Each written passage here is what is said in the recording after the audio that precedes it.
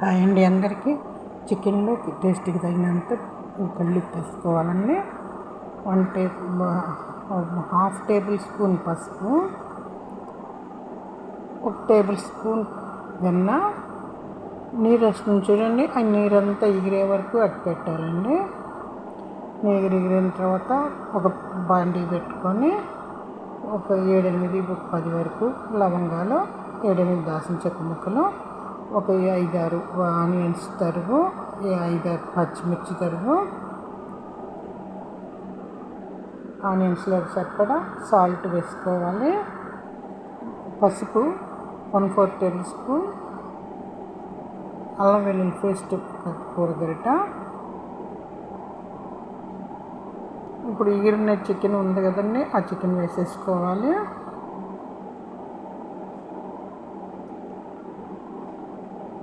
గరం మసాలా 2 స్పూన్లు, అంటే కూరగరిటతోనండి.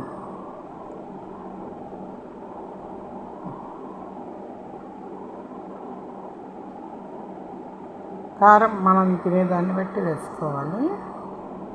ఒక గరిటె వేసుకున్నాను కరివేపాకు, కొబ్బరి పొడి, ఒక గరిటె కొత్తిమీర, పుదీనా.